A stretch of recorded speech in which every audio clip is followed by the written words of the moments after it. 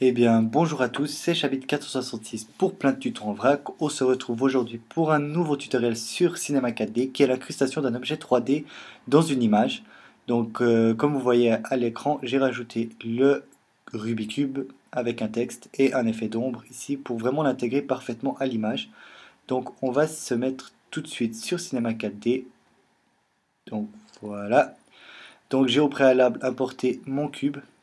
Donc, je l'ai téléchargé depuis le site qui est dans la description. Allez faire un tour, il y a vraiment beaucoup d'objets 3D gratuits. Donc, jetez un œil. Franchement, vous allez trouver votre bonheur. Il y a vraiment beaucoup d'objets.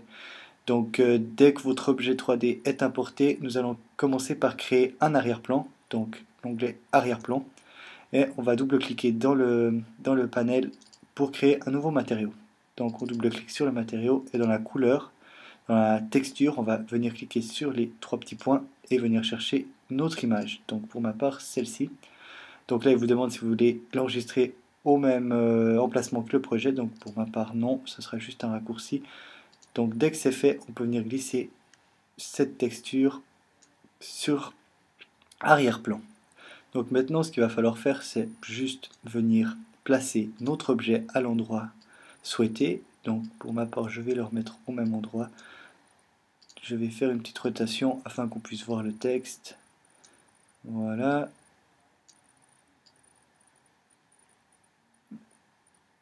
Voilà, comme ceci. Donc dès que votre objet est bien placé où vous le souhaitez, on va venir créer une lumière qu'on va venir placer à peu près à la même source de lumière. Donc à peu près ma lumière sera par ici. Donc je vais venir la placer. Après tout ça, on ajustera en fonction des ombres.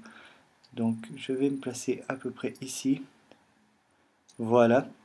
Donc dès que la lumière est faite, on va aller dans les paramètres de la lumière. Donc pour ma part, l'intensité, il va falloir la réduire peut-être à 60, ouais, 75% et ajouter les ombres. Donc on clique sur ombre et on met adaptive. Et je vais baisser aussi la densité peut-être à 60%. Donc dès que ça c'est fait, il va falloir venir créer un plan.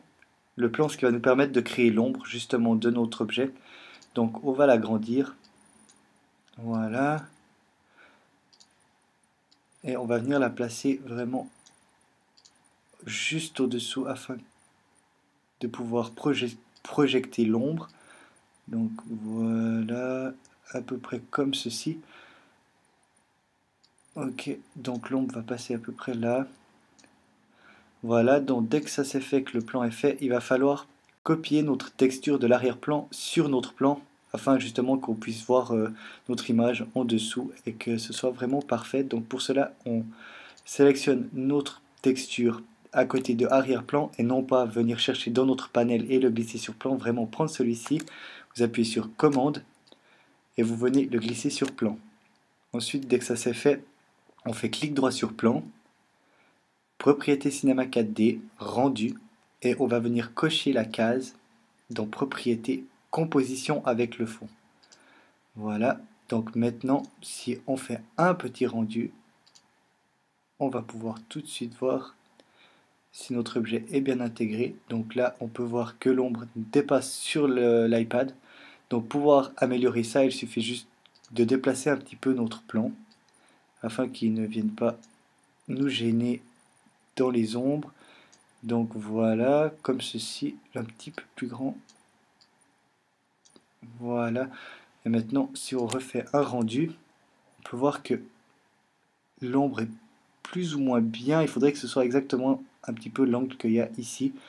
Donc pour cela, il suffit juste de déplacer un petit peu notre lumière. Voilà. Et maintenant, si on regarde le rendu, c'est pas trop mal.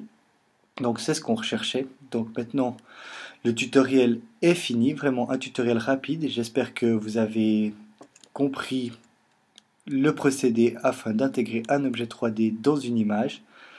J'espère que mes tutoriels sont très explicites et que vous arrivez à comprendre. N'hésitez pas à mettre un pouce bleu si ça vous a plu, un pouce rouge si ça vous a pas plu, et mettre un commentaire comment améliorer mes vidéos, ou sinon juste me dire merci.